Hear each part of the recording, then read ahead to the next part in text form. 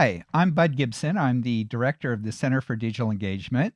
We're here with day 4 of the digital marketing workshop, building up to our luncheon tomorrow. And we're going to be talking about digital for autos today. Um, and I'm joined by Destiny Frank, my co host for, our co producer. This is actually the only session I've hosted, but the co producer for the past 4 days and our question wrangler. And digital for autos are big here in the Detroit area, and they generate a lot of marketing dollars. So if you want to know about big advertising and you're in this area, really autos is what you got to know about. Destiny, any thoughts today as we head into our 3 panelists? I'm really excited for what they're going to talk about, kind of bringing a digital marketing side into the auto industry. I know being part of, Metro Detroit, the automotive city, is really important, and I'm really excited for what they have to share today. Right. Well, I'm going to bring on our 3 guests, introduce them, and then give them a chance to talk about what they're up to. So, Destiny, we'll see you in a bit when we start taking questions from the audience. Okay, great.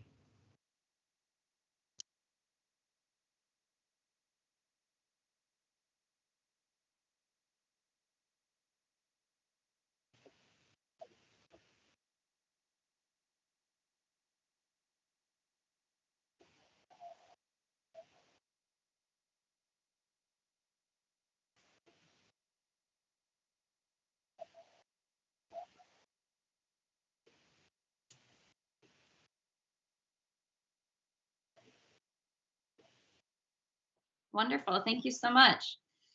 Good afternoon, everyone. I'm Allison McConaughey, a senior partner manager at Pinterest, and I work exclusively on our tier 3 or local automotive team. So we're charged with building revenue within the dealership space. So we work within Metro Detroit, but also all across the nation with dealers, dealer groups, and dealer agencies.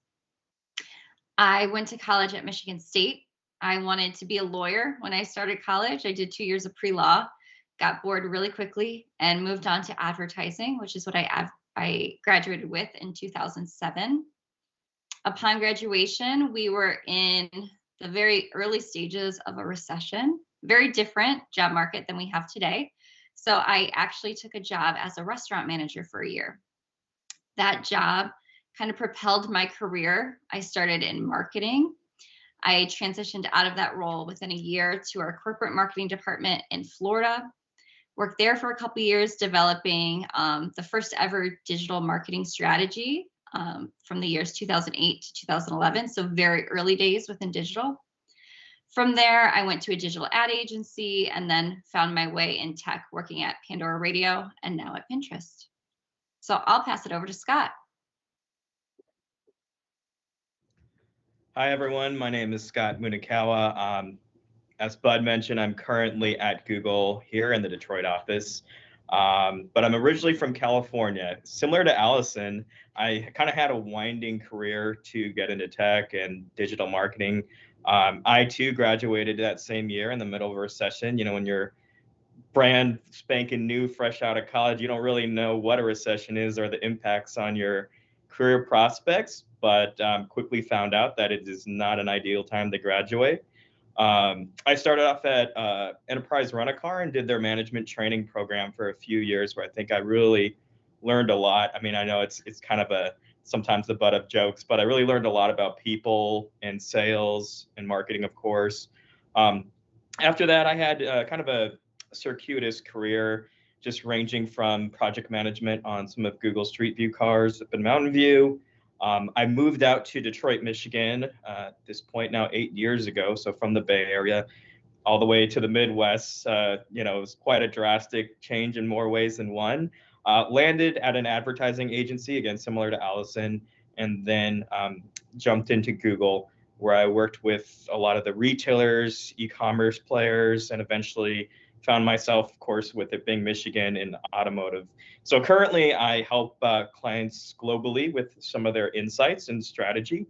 And yeah, just want to say that I'm happy to be here. Of course, these are my own thoughts, but again, thank you, Bud, for hosting us and having us. Passing it on to Kevin. Thanks, Scott. My name's Kevin Kennedy, and I'm a Michigan native. Grew up in Monroe, just south of Ypsilanti there. Currently live in Dearborn. I'm a proud Eastern Michigan University grad. Actually came out for Maction night at Rynearson on Tuesday night, which was fun. I graduated in '81, but while at Eastern, I spent time working for places you guys all know. For the Eastern Echo, I was there for 2 years. I worked at WQBR Radio. I worked at WEMU Radio. I worked at WAAM Radio in Ann Arbor for my internship there. So that was a lot of fun, and did some sports stuff there later. After my senior year, during my senior year, I started at the Ann Arbor News as a sports writer, and also worked at the Ypsilanti Press as a sports writer and columnist before I then switched. So I spent 4 years in the newspaper industry before I went to Campbell, which was a startup company, fairly new. And tomorrow I start my 38th year at Campbell. It was a company that was actually founded by Ford Motor Company in a lot of ways. They helped found it. It was about a dozen people when I joined. We're about 100 people now. We're based in Dearborn. We do mainly automotive stuff across the board, but it's really a lot of different things. I'm the executive vice president, one of the managing partners of the company now.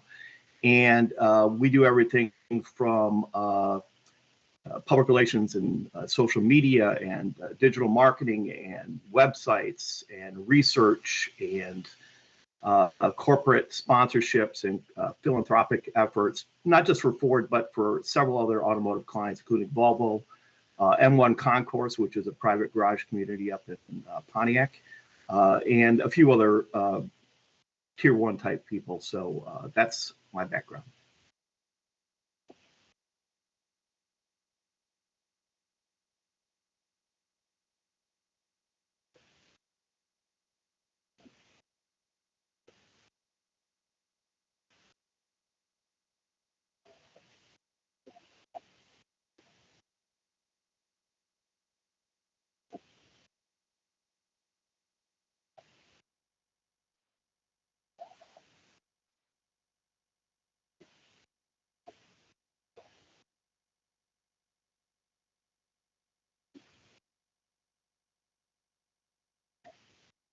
Well, to be honest, event marketing is still a huge part of what we did. Certainly last year with COVID, it seriously affected in-person events. I mean, I think everybody knows that. But we have been doing them for as long as I've been at Campbell, and a lot of them are, we do things down at the Detroit train station with Ford. As they're redoing that, trying to introduce people and doing tours and. We did a Winterfest, a lot of that, but we do a lot of activations around the country at racetracks for Ford's efforts in both NASCAR, NHRA, M1 Concourse. We put on two major consumer events. We helped them with two major consumer events that they did this year. Yes, and as it's building back up, yes, we're hoping that business, this year has been much better in terms of doing events, but with certainly understanding the COVID restrictions and trying to make sure that people follow proper, protocols along the way. And the funny thing is, by doing it nationally like we do, state to state is completely different, right? You have to know the rules as you go into state and sometimes into local markets, right? So, but we worked at that, and you talk about how the digital thing is. The purpose behind most of these consumer events is sure, expose products, expose things. We also are looking for digitally, okay, how do we collect data from people? Everybody, as Allison and Scott will both tell you, data is currency, right? Everybody wants information on people. And in the automotive world, they're looking oftentimes for when are you in the market? What are you looking at? What kind of vehicles do you currently own? What kind of vehicles do you want? What things interest you? So that data, that digital side of it is very, very important to us. Okay, so I just got a message that my audio was not coming through. So you guys are doing a genius job of answering these questions, but I think I have fixed it by the by. So for those of you listening in, apologies for this little scene here, but I think we're back on track. So at any rate, kind of following up from that. Allison and Scott, Scott, you mentioned actually starting in sales. And then Allison, you mentioned, working in the restaurant industry and actually for a rather famous restaurant chain that we all see in major cities around here. And that's another people-facing business. So how did your earlier careers in people-facing businesses prepare you for digital? We'll start with you, Allison.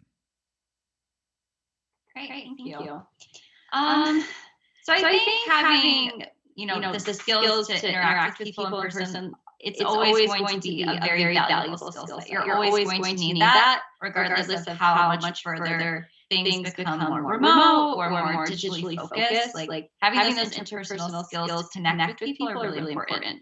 You always have to find a way to bring, stories to life. And that happens in person way better than it happens online or on any other platform. So my early experiences in the hospitality business, it was all about connecting with customers. So when I was a restaurant manager, my job was literally to be on the floor of the restaurant, interacting with guests, making sure that they were having, a lovely dining experience, that the food was wonderful, the wine was delicious, the whole ambiance needed to be dialed in so that they had a great experience and would come back. And that translated to growing sales within our local market, because if you have a lovely dining experience, you're more likely to tell a friend or a family member, like, to go visit that restaurant. We had a great time last Friday night. Go ahead and visit. So as I was in that role, part of my responsibilities outside of the day-to-day management was building a local marketing program. And I had a very limited budget, like $1,000 a month. And so I had to find ways to connect with people in the community and bring them into the restaurant. And we did that via a lot of in-person events. At the time, digital was very nascent. It wasn't part of like a local marketing manager's media mix.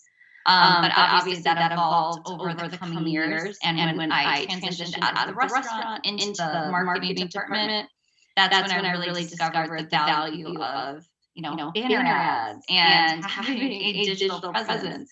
We actually developed and rolled out our first Facebook strategy, right? Because during 2005, 6, 7, Facebook was just for individual users. But around 2008, 9, 10, they transitioned to businesses, and businesses could have a page, and businesses could connect with people in their local markets and have that, take that offline experience online a little bit and vice versa. So it was a really interesting time. I think that was a little roundabout way of answering your question, but hopefully I did. No, I think it's good. We often, I get a lot of students who are studying sales or, who have sales jobs right now. And to be honest with you, that's great preparation for the world of digital because you're figuring out how to read people. Okay. In your customer service role, I mean, customer service is sort of like the handmaiden of sales. I mean, they go together, and learning how to read people. And then the question is, how do you translate that over into digital? And that's actually the part that we have to do some training on, because then suddenly you're looking at stats and you're trying to figure out uptake. But Scott, I'll throw the question over to you. Yeah, I would definitely echo a lot of what you both have said, primarily around reading people. I mean, especially in a customer service-facing role. Think about it, you're interacting with dozens of people every day, different circumstances, maybe family members coming in, maybe business travelers, maybe someone who's in a rush, someone who's a little more laid back, and you really see people from all walks of life. So I think first off, Bud, your point is very valid that it translates really well into digital. But I mean, additionally to that, you start to understand, and I think you subconsciously take these data points in, right? As you're like, oh, this person looks like a business customer. They probably have these interests. They're just trying to get from point A to point B. How do I engage with them in a way that delivers a quality interaction, but also maybe provides an opportunity to drive sales for the business too. I mean, it's digital's doing the same thing. It just has maybe more scale and is able to take additional data points, right? But having that knowledge, and over time you realize that you're subconsciously doing that, but really it's not too different from the machine or from any one of these platforms, whether it be Google, Pinterest, or Facebook now. So I think that's especially applicable. And then also I think just very practically as it comes to automotive, like I really honed in a sense of like who likes to drive trucks, who likes to drive vans, who likes to drive sedans, like what are the different needs of the customers in a nuanced way that sometimes even more of that empirical interaction gives you then, just looking at data points on a screen from an analytics perspective. So you really understand a deeper sense of customer needs. And I think lastly, I would say that, it really develops a backbone, and it was hard work. Like I didn't enjoy it a lot of the time, but I'm really glad that I got that experience now. It makes me appreciate my job so much more. And I think it makes me more effective in dealing with customers, coworkers, etc. Great. So I am getting some notes back that there may be a little bit of an echo. So when you're not talking, I'm going to ask the panelists if you could please mute. Of course, then we'll have to remember to unmute. But don't worry if I can't hear you, the audience also can't hear you. So let's move into some questions kind of focused on all of you, because we've talked about general and sales and how to move that into digital. Well, Allison and Scott, you're both working for big platforms. Kevin, you are a user of those platforms and others. And so I'm gonna try and ask something tailored to each of your perspectives. And so Allison is an automotive partner manager and lead. How can tier threes, I think you said, how can tier threes use Pinterest as part of their marketing efforts? Tell us a little bit about how all of that works. Absolutely. So hopefully you're all familiar with Pinterest. If not, download the app and take a look. I think you'll find something like there. But Pinterest is a visual first platform, meaning it's all image and video based. It's not text based. And so it's a little bit different than, Scott's experience probably on Google. And the opportunity for all advertisers, especially automotive, is that people come to the platform to plan their lives. So it's a platform that's really focused on you and your individual goals, ambitions, passion points. And it's less about connecting with others. It's not about making new friends. It's not about sharing out experiences. It's really about planning for what makes your life either happier or more enjoyable or what you're passionate about. And so people come on the platform typically around 4 use cases like they're getting married and they want to start planning a wedding. What does my dream wedding look like? Is it rustic? Is it elegant? Is it in the woods? Is it in a church? All of that planning behavior takes place on our platform because we're the best planning platform out there. That type of use case translates again to having a baby, to buying a home. And all of those key life moments translate directly to purchasing a new vehicle. So when someone is cycling through one of those core life moments, they're approximately 2 times more likely to buy a new vehicle. So that's the power for automotive advertisers to get their messaging in front of a consumer who's telling us, that they're planning for these moments. And the way they tell us is that they engage with pins around those types of moments. So whether it's saving a pin for a crib or creating a board on their profile that says nursery, and there's a crib and a rocker and really cute linens, like that first party data is incredibly powerful, and we allow advertisers to utilize that data on our platform. So when it comes to tier 3, which is like your local automotive dealer, maybe in the Detroit area, you go to LaFontaine or Suburban, one of those stores. So they come to us and they want help either selling new cars, selling used cars, or service. And so we're able to take whatever their business goal is, let's say it's selling new cars, and we can put together a plan to market their advertising to people within their market. So whether that's a DMA or a set of zip codes close to their stores, right? Because people are only going to travel so far to buy a new car. And then layer in first-party data from Pinterest around, having that baby. Perhaps they need to upgrade from a Ford Focus to, the Explorer.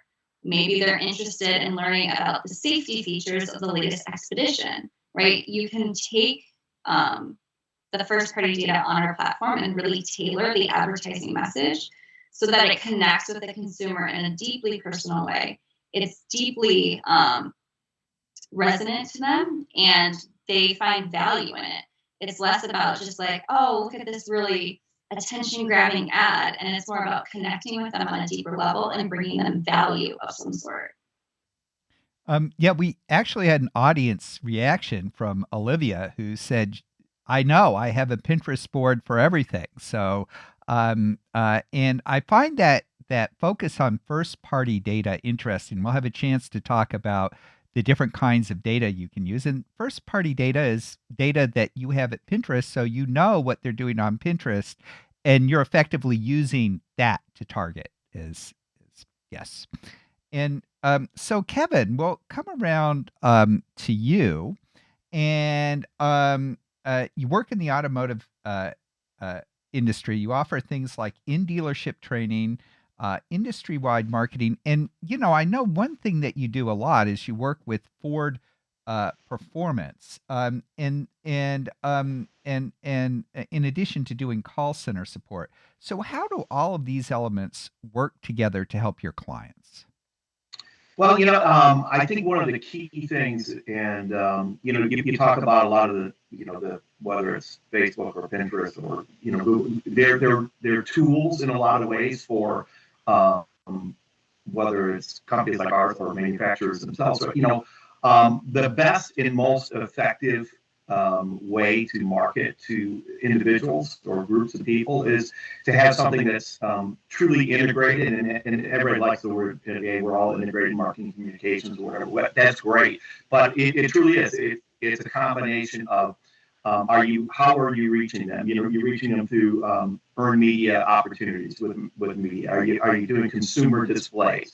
Are you doing it through targeted advertising through places like Pinterest or Google or Facebook or Instagram? Those places, depending on what you're trying to do, but everything needs to be integrated. And the cool thing I really like that the social media and everything else has done in terms of a communications tool for a lot of what we do is everything in the past. Oftentimes, when you were doing a traditional earned media PR or whatever else like this, you were one of 10 people coming into a market in an auto show or a racing event or whatever, and everybody's going for 15 inches of space in the Detroit Free Press, right?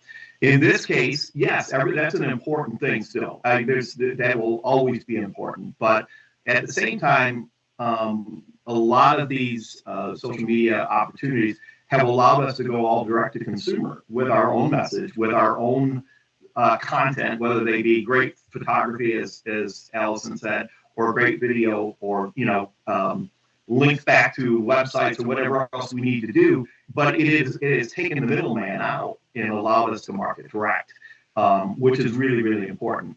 Some of the tools that's you see on these things, dealerships have really embraced social media in their own way.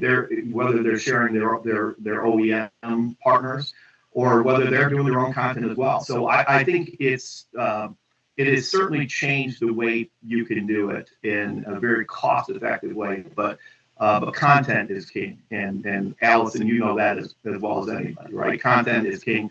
Having great photography, having great videography to reach people, and it's a very they're very visual medium. So what's going to make somebody who's scrolling through their iPhone stop?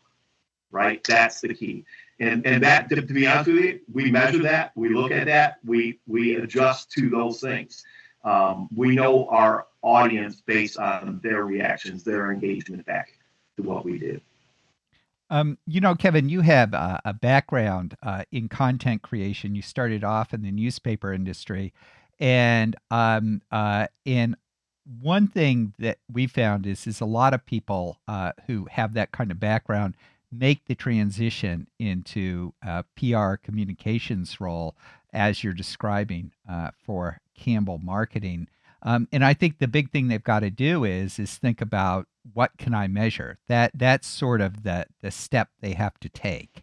And I think you've described that very well. Scott, let me come around to you, and we'll do this question, then we'll hop over to some audience questions. We've got a few who piled up, but I want to give everybody a chance to chime in before we go to questions. And so you're a global insights manager for Google. Now, what trends have you noticed in the automotive industry? And we have an additional one here. What are your concerns and your hopes for the future? Well, in some ways, you're kind of asking on a really interesting time. We've given, of course, COVID, the whole world has become interesting, but kind of a 1-2 punch, a secondary thing that's really pummeled the automotive industry is the chip shortage. Of course, you see that outside of automotive. I recently tried to buy a dryer and a dishwasher, and it's difficult to get any appliance due to this chip shortage that we've all been hit with. But automotive, I would say, has probably felt that the most. There are three things that I would really highlight to kind of answer that question. And then the first would be this chip shortage. I mean, we hear from other sources that it's going to last until late 2022, even into 2023. And essentially, there's no supply. You can't just get as many vehicles. This overall supply is really dwindled. So, these companies just don't have cars to sell, which of course ripples into the other aspects that Allison mentioned, such as used vehicle market, even to some extent service and parts too. The second trend that I would really highlight is just around the emergence of EV shoppers. So one of the things that we found at Google, I'm sure this is indicative elsewhere too, is that today's EV shoppers are younger, they're more diverse, they tend to be raising families, and they're more affluent. But overall, we see that that there's a stronger interest in EVs than there has been even historically, and even a few years ago that's grown, a ton year over year. And then the third is more of an interest in e-commerce. So the number of e-commerce vehicle purchases have grown 12 times since 2018. Of course, COVID was a little bit of a pressure cooker to help expedite that. I mean, if you couldn't go to the dealership, how are you going to get your vehicle? So really quickly, and even within an amazing short amount of time, a lot of these car manufacturers figured out a way to sell direct to consumer, which was quite a feat, I would say. So I would really cite kind of those three trends: the inventory shortage, more of a shift to electrification, and then finally e-commerce, selling a vehicle online as the top three things that I see. Well, that is a fascinating one to end this segment for. We'll come back to it, because you're kind of hitting at what sounds like the heart of Allison and Kevin's business there with dealerships. And we all know that dealerships have, I mean, there's basically laws in states that say that you have to sell through dealerships. Okay, so I'll be interested. We'll explore that one a little bit more, but for right now, we're going to hop over to Destiny. And Destiny. Thank you, Bud. We're going to start off with a question from Olivia, and this is for Allison. She writes, Allison, what methods do you use to keep up with changes in digital advertising? That's a great question, because the industry is changing day by day, hour by hour. It feels like it changes very quickly. So the great thing is at Pinterest, we have a really great cross-functional support team that helps ensure that frontline salespeople like myself are up to speed on the latest and greatest around ad tech, privacy, industry specific things, as well as just like overall digital trends. But outside of that, certainly I follow and subscribe to like all of the trades, Ad Age, automotive news for, anything within automotive, as well as automotive and digital. So I think it's really important to stay up to speed and, utilize all the resources that are available to us these days. I mean, you can find anything online. So you have to kind of find a solution and a process to stay up to speed so that when you are talking to your clients or interacting with customers, you're up to speed on what's happening within the marketplace and you can speak intelligently to what's going on. Kind of speaking of changes, we have a question for Scott from Anna. Anna writes, Scott, Google has decided to ban third-party cookies. How should auto dealers prepare to target car buyers for this change of privacy? Yeah, I'm glad that we are shifting to more of a data perspective, and similar to kind of some of those overarching trends that I gave in auto. One of the bigger, I would say just as big maybe, trends overall for the industry overall is just more of a prioritization of ownership of data, less sharing freely of the data, or sometimes selling it.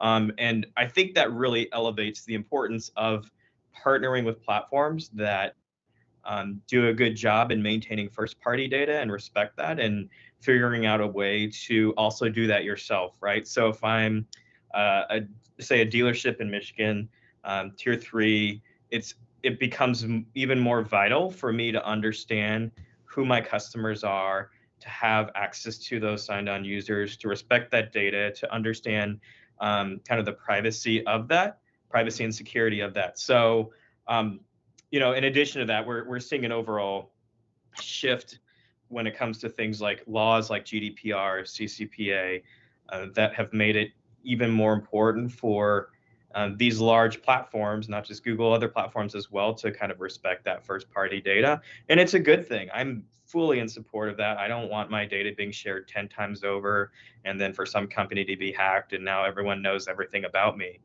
So it's a very necessary shift in the industry, but it also highlights an importance for basically anyone that has data, so who doesn't have data these days, to maintain their first-party data, make sure that it's clean, that it's accurate, that it's protected, and that make sure that they're following the law and respecting it. So I would say it's very important. I know that sometimes, if you're a business owner, you hear 10 things are very important, but from my perspective, being in marketing, digital marketing, this is definitely one of the top issues that I would address as a business owner. Absolutely. That privacy is very important, especially when we get new information. Speaking of kind of improvements or changes, I'll start off with you, Kevin. We have a question from Jamie, and she asks, what are areas where you see the biggest opportunities for improvement, or where do you expect to see the most growth? And then I'll start out with you, Kevin, and then we can go around. Everyone can give their perspective. Kevin, you're still muted. Okay, there. Destiny, in terms of growth, is there a specific or just in general? I think, did she have it? Was there a specific on that? Just, she asked which area has the biggest opportunities for improvement, or where do you see the biggest improvement or biggest changes going forward? It's a great question. I think the opportunity to be able to target market even more. So you're trying to, you're not wasting, we always talk about wasting marketing dollars or wasting ad dollars. And how do you target more and more towards the people you really want to reach? I think that's really important. And then I think for a lot of the stuff we do is how do we reach new audiences that we're currently not reaching? I think that's a big improvement. If we have a customer base for one of our clients, how do we expand knowledge of that customer, knowledge of that thing to a larger audience that maybe they're not reaching, and to see whether or not there is growth opportunities. I think that's the real big thing, and it may be minimal growth, but you have to start somewhere, and I think that's a big thing. You can sometimes get very complacent and say, okay, we have our audience, right? Great, that's cool.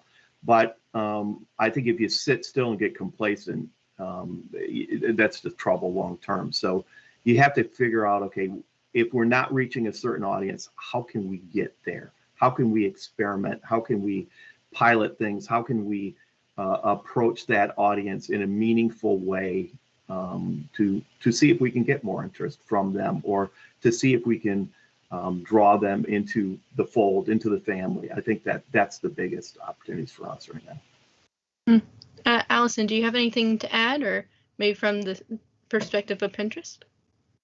Yeah, I think from my perspective, the biggest opportunity for digital advertisers is to really take responsibility and accountability for their digital strategies in a bigger way.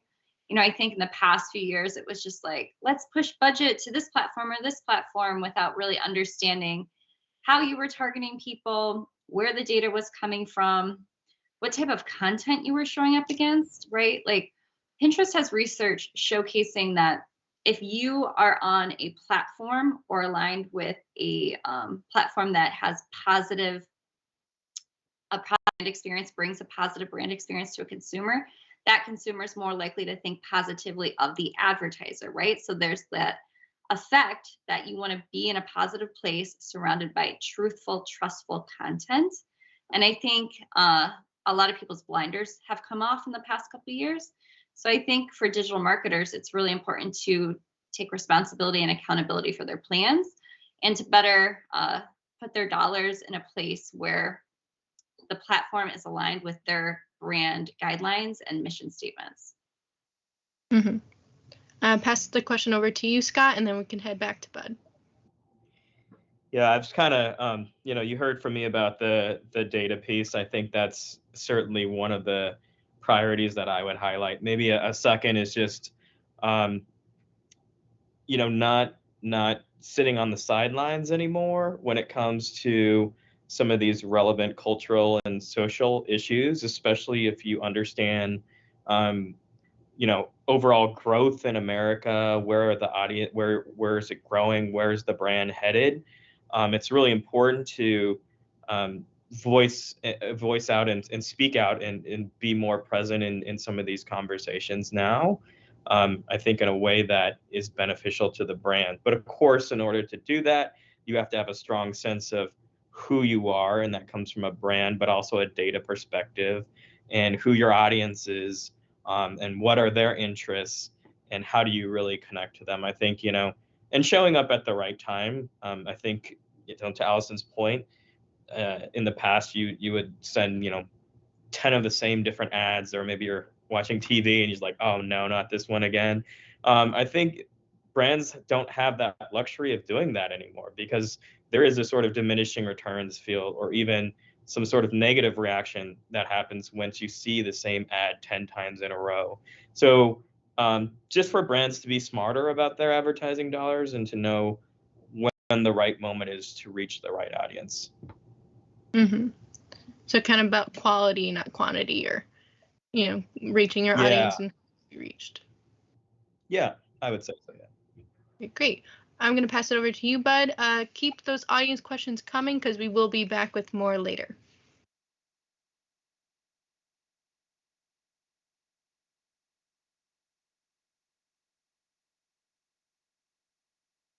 Okay.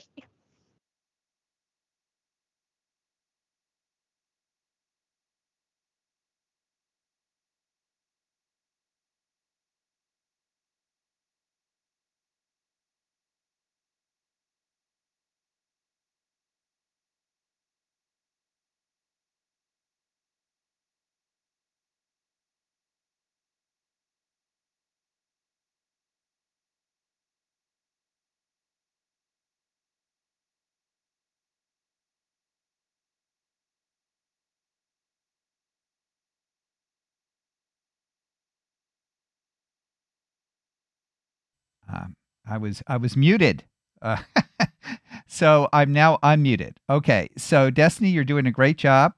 Great to we're going to keep you around. And then so I come to marketing through a rather circuitous route. I was originally in the computer information systems department. I spent, I don't know, 17 years teaching that. Did a whole PhD, lots of programming experience. And so I'm somebody who has watched marketing, has been involved in the digital side of marketing, but am not a traditional marketer. However, I do know that back in the day, the way a lot of marketing worked is there would be particular media channels I would go to, like one of the TV stations, or I would go to a magazine, and they would talk about the audiences they attracted. And then I would think, if I want to get to that audience, I'm going to go with that particular kind of outlet. Okay.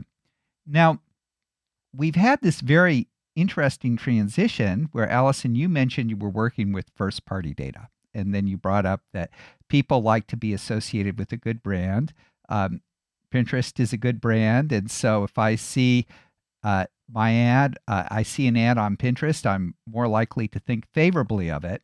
And with first party data, that means you can use the data that you collect, but you're not using other data. So have we returned to traditional media buying where I'm going to think, okay, I can get this kind of audience on Pinterest, that kind of audience on Google? I don't think Google can be quite pigeonholed that way, Scott, but nonetheless. And so, Allison, I'll start with you. Scott, I'll go to you. And then Kevin, as somebody who thinks about both creating a company's own content so they can speak directly to the consumer, and then also how to do placements, we'll finish with you. So, Allison. Thank you. So yes, to your point, I do think we're going back a little bit to more audience-based marketing approaches and strategies.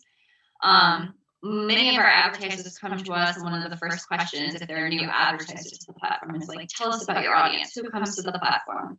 And so we can say, oh, we reach 100 million in the US every single month, and 1 in 2 millennials and Gen Z. And, we can rattle off all of our, important key audiences that, help drive the conversation forward.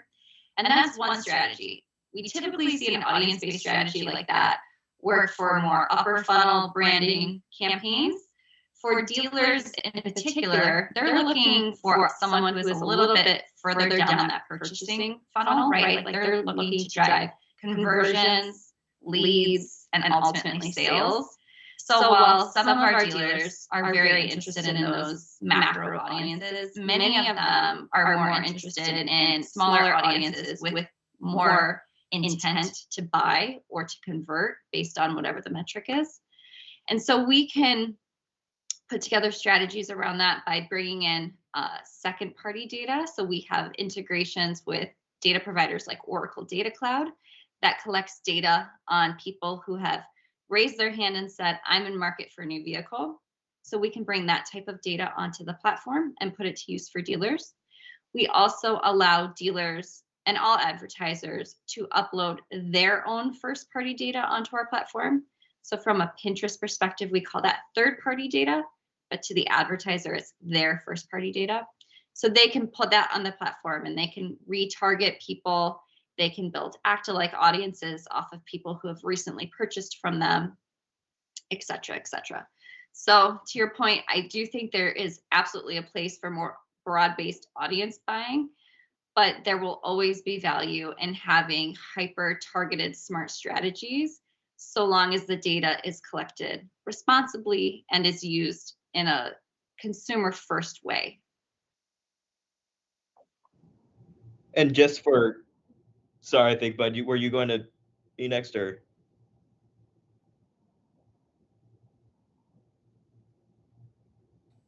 No, great, was what I was going to say.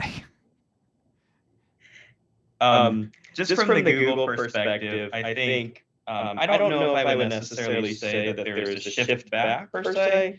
I think what what there will be is more of an attunement or an awareness of where the customer is at and how are they at the beginning stages of their research journey. So for instance, if I'm interested in a vehicle, some of the questions I might ask and some of the places I might go at first would be, do I want an SUV or a sedan or a truck? Do I want an electric vehicle? Do I want a more of a commuter car or a luxury vehicle? And when I start to whittle down those searches, I'm going to go to different places. So I think, video is an excellent place to start off at. And in fact, we see that reflected from our data. 71% of folks spend time on YouTube to understand what type of vehicle they want to buy. But then at some point, no pun intended, where the rubber meets the road, you're going to start searching for things like what's the price of this vehicle, of this Telluride, let's say, or where can I buy it? Who actually has the inventory? I mean, that's a very relevant search nowadays. So I think when it comes to maybe this idea of a shift back, I don't know if I necessarily see that, just because, at least from my purview, because some of these platforms, Pinterest being one, Facebook, of course, Google has over 1 billion users every month that use search. 1 billion users use Maps, YouTube, etc. So we have incredibly rich data, but also reach at scale, and that enables us to get a really, really crystal clear idea of what folks are interested in and how we can best meet those needs. I think, Kevin, it was supposed to be passed to you next. So. Yeah, thanks. It's interesting what Allison said about the purchase funnel. A lot of what we do is trying to create awareness at the top of the purchase funnel, which is, to introduce product or introduce different concepts or whatever to an audience. A perfect example. Part of what we want to do is create content. So as Allison said, the tier 2 or the tier 3, the dealerships will want to use or share our content, as they are trying to get people to make that bottom of the funnel purchase along the way. Perfect example of some of the things. I think there will always be, the traditional advertising and a lot more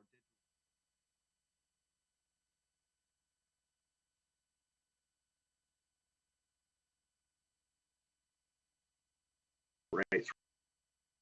Mustang race cars in there, but instead of doing a traditional ad, we're doing a 30-second video feature of our NASCAR drivers driving the Mach-E, right? It's trying to introduce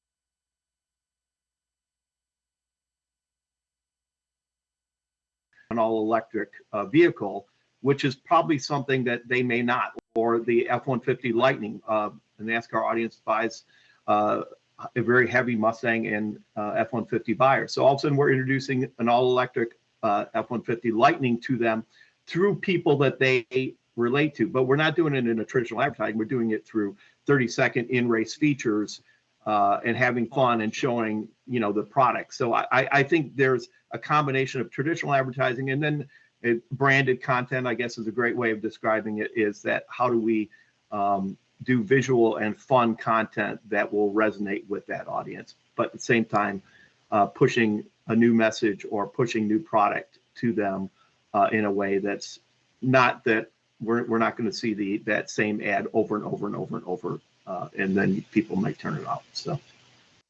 So would you say that kind of the shift is, instead of kind of coming from the company itself, but partnering with content creators that can reach kind of a more targeted audience? Would you say that's kind of like what's going to be the future, is kind of creating partnerships with people to create content to reach their specific audience? I'll let Allison and Scott talk about that. We certainly think that having opportunities to do content as part of the mix is important, for sure.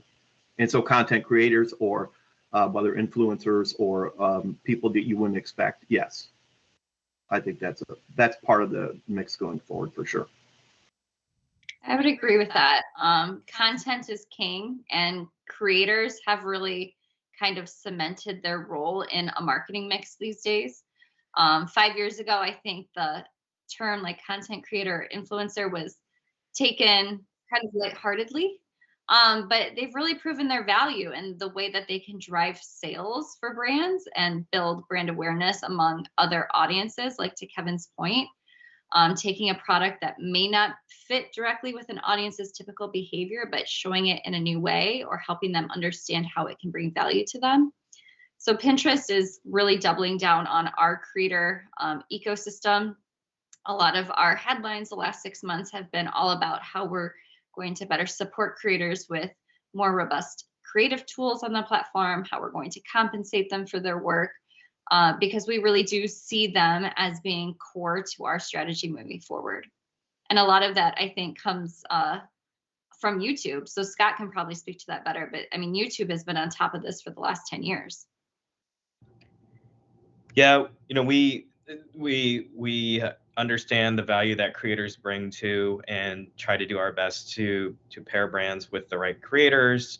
I think overall, if anything, it's great for the whole advertising ecosystem. You don't have to partner with a Brad Pitt or I don't know, a Buster Posey, the baseball star, like to run your brand anymore. It's really opened up the entire network, and it almost kind of democratizes how you want to position your brand and to whom. So, I think a lot of the creators sometimes have niche interests, whether it be, specific to automotive or even outside of that. And you can really, I think, tell different stories with your brand by using a creator strategy that has become really, really appealing to a lot of brands. And I think also too, maybe like the creator strategy of the past didn't quite have the same amount of clout that it does now, because a lot of these creators didn't have millions or even like hundreds of millions of followers, but now they do. I mean, whether it's through YouTube or even a platform like TikTok, like they have a lot of people that are watching the content that they produce on a daily or weekly basis, and that means something in today's currency. Real quick follow-up on that, just to give you a perfect example. Several of the in the racing world, there a long 10-year relationship with a guy named Campbell. A lot of people may know, who is nothing but a content creator, right? He was a racer and a rallier, but he was a content creator. That is a video which were getting millions and millions of views, and for the 10-year relationship, he was using our product, right? We have guys like Vaughn Gittin and Joey Logano in NASCAR who have their own creation, basically their own content creation companies now as part of their brand, right? They understand, the good guys, the guys that understand where this is all going have their own content creation companies, because it's not going to get any less. It's going to get bigger. So they're trying to be on the front side of that in terms of using that to help their own brands as well as the brands they represent. I have a quick follow-up question to all of this.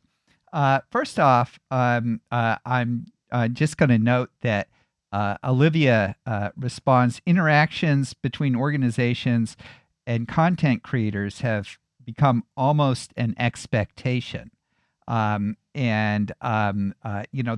in some sense, content creators are the new celebrities. As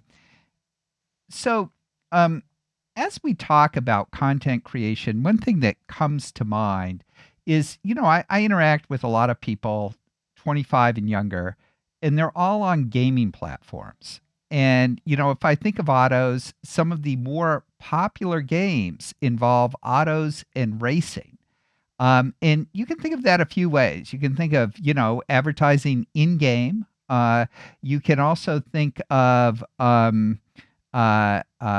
having a creator of some sort doing streaming. I'd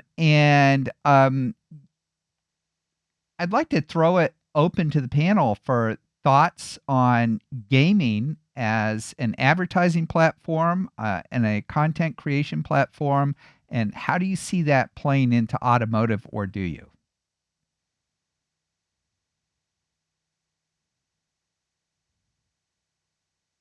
Allison, you go first. I have to be very honest. I have very limited comprehension of the gaming world. It's not my space, but we do have strong gaming audiences on our platform. And it's interesting. The audience skews very young. To your point, Bud, it's 25 and under. We see some very predictable trends around the rise in gaming type behavior on our platform, which correlates with spring, with student breaks. So summertime and the winter holidays, gaming searches, saves, that type of behavior on our platform goes through the roof.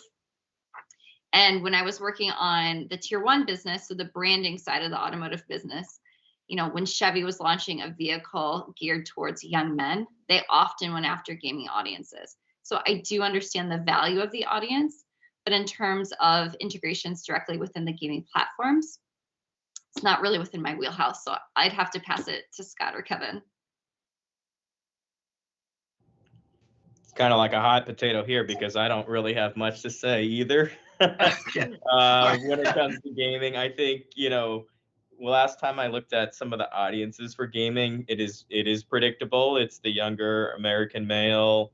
And so maybe if you're, releasing a F-150 truck, let's say that you want to attract and, increment sales or gross sales with that, then maybe that's an audience that you would target. But as a space, I think it's maybe you pair with the content creator in that instance too. But it's not too dissimilar from looking at other audiences, like if athletes of a certain sport, that you're going to get a certain following or some generalized trends or demographics from that, or whether it's beauty mavens, makeup tutorials, you're going to attract a different type of audience. So I think maybe it is a resource, but I don't know if I would say it's the rocket ship that all platforms are trying to figure out and attach to. I think it's a great audience for young American males.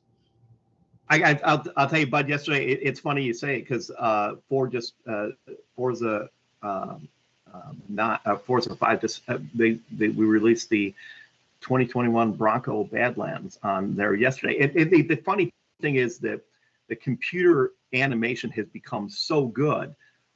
You can almost not tell in a lot of ways. I mean, if you're watching some of the commercials, you can't tell if it's real or not. And in terms of the racing world, there's a format called iRacing specifically, which has been embraced dramatically. And one of the things I think was a major push last year is during COVID, when everything stopped, when sporting events all stopped. I give the iRacing platform a lot of credit, and Fox Sports Television did.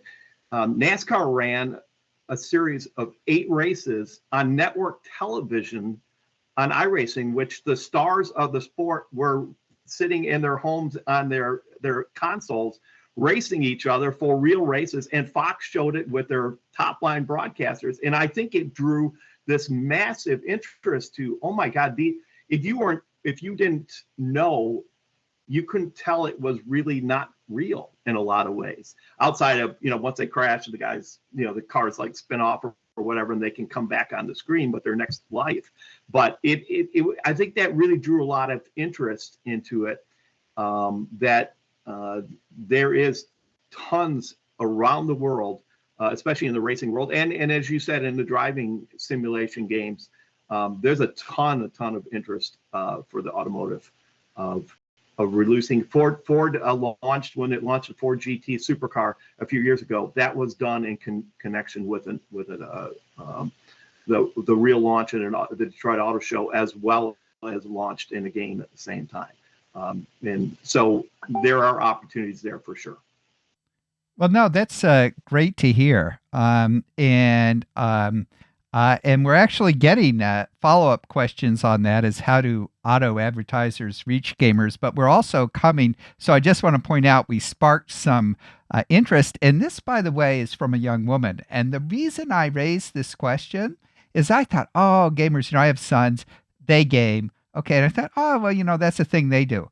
Well, no. We have 3 women field managers. They all game. Okay. And they all know those platforms. And so I was like, okay, and particularly us, because we're trying to reach out to young people. I'm sort of thinking, well, we got to get our game on. Let me ask each of you to real quick finish up, give us your 30-second version before we end of, and we'll just go around, Allison, Scott, and Kevin, 30-second version of what should we be paying attention to over the next couple of years? Whew, that's a tough one. I think it's really important to pay attention to the type of information platforms allow to live on their platform and how they regulate, information, whether it's truthful or not. I think, to my earlier point, the past couple of years have really taken the blinders off of the public's eyes, but certainly digital marketing managers' eyes about, the possible dangers of platforms and disinformation. And so I think as the world continues to move faster and faster towards this digital first reality, we have to ensure, safe and responsible data practices so that we all can live in functional societies. That's something that keeps me up every night. Okay, great. Scott. I'm going to ground mine, I think, a little more where the industry is headed. For over 100 same model selling out of a dealership. But we're seeing that transform in a period of 2 years more than it ever has historically. So, talk to me in 5-10 years. I'm really curious to see where the world will end up, what the car buying experience will look like. Kevin. I think you're going to see more and more non-traditional ways of reaching people. And I will say COVID taught us a lot of lessons, especially about digital. We did 2 launches of race car vehicles last year that were 2 of the biggest ones we ever did. And we did it completely digital. And you're seeing more and more at the car companies, digital first launches, and then you show it to the public later, right? So I think that trend is going to continue because you can get so many more people through digital initially, and you can control everything digitally. You can do great content along the way. So I would say that's gonna be, at least in the automotive world, a bigger trend going forward. Okay, well, that draws a conclusion to our panel on digital for autos. Allison, Scott, Kevin, I'd like to thank the both of you. Destiny, great job co-hosting this week and wrangling those questions. And it was wonderful to have you on board for the fully for the last part of this panel. Tomorrow we have our luncheon at the EMU Student Center, where we have many people signed up. And we look forward to either seeing you there tomorrow or catching you back in some of our other programming later this year. Again, thank you, Allison, Scott, and Kevin. Thanks, Bud. Thanks, Destiny. Thank you. Thanks, Bud. Thanks, Destiny.